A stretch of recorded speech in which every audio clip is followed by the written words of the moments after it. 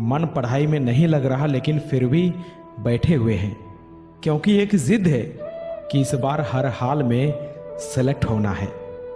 अपने हारते हुए कदमों को मैं बस इसलिए थाम लेता हूँ ताकि मेरी हार से वो लोग ना हार जाए जिन्हें लगता है कि मैं एक दिन सब ठीक कर दूंगा। इस 10 बाय 8 के कमरे के एक कोने में मैं रहता हूँ और इसके दूसरे कोने में माँ बाबा की यादें, उनका संघर्ष, उनकी त्याग, उनके सपने, उनकी उम्मीदें, उनकी ख्वाहिशें। कभी लाइफ में अगर समझ ना आए ना कि किसके लिए मेहनत करना है, तो याद रखना तुम्हारे पीछे 2 चेहरे खड़े हैं। अगर बाप की मजबूरियां और माँ की हाथों की झुर्रियां देखकर भी तुम्हें पढ़ाई में मन नहीं लग रहा है ना, तो लानत है इसी तुम्हारी जवानी पर। परीक्षा के एक दिन पहले जब पिताजी का फोन आता है और वो बोलते हैं कि इस बार निकाल लेना बेटा, अच्छे से धैर्य से परीक्षा देना, सुबह खाना खाकर जाना, रात में अच्छे से सो लेना, तब ये प्रतीत होता है कि जितना जरूरी एक छात्र को नौकरी है, उससे ज्यादा उसके परिवार को जरूरत है। बस इसलिए कभी भी हार मानने का मन छात्रों का नहीं होता। हे पार्थ, यहां अपना कोई नहीं है, इसलिए लक्ष्य को हासिल करने में यदि कोई छूटता है तो छूटने दो।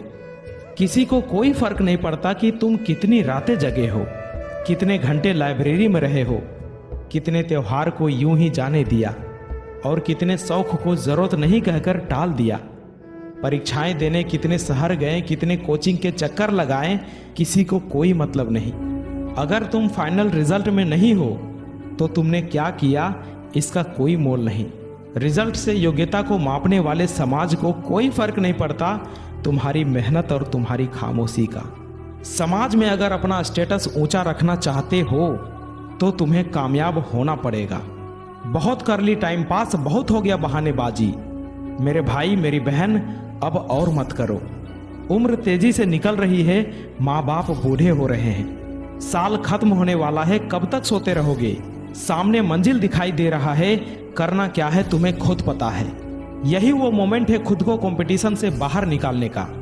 जब मैक्सिमम लोग दशहरा, दिवाली जैसे फेस्टिवल मना रहे होंगे, तब आप एक कमरे में बंद होकर अपने गोल, अपने लक्ष्य पर काम कर रहे होंगे।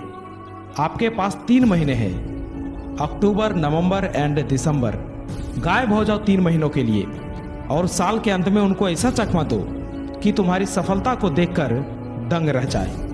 हमारी जिंदगी में ऐसे बहुत लोग होते हैं जो हमारी मेहनत, हमारी सफलता नहीं बल्कि हमारे हारने का तमाशा देखना पसंद करते हैं। ऐसे लोगों को पहचानना ज्यादा मुश्किल नहीं है दोस्त। ये वही लोग होते हैं जो आपको बात बात पर ताने मारते हैं। ऐसे लोगों की बातों को इग्नोर करके खुद की मेहनत पर भरोसा रखना। याद रखना, आज ताने मारने वाले लोग आपके सफल हो जाने के बाद आपको शाबाशी भी देंगे और वही लोग आपसे कहेंगे कि मुझे तो पहले से ही पता था कि तू कुछ न कुछ लाइफ में बड़ा जरूर करेगा। माँ बाप बहुत मेहनत कर रहे हैं तुम्हें ऊंचाइयों पर देखने के लिए, और सिर्फ एक माँ बाप ही है जो तुम्हें ऊंचाइयों पर देखना चाहते हैं।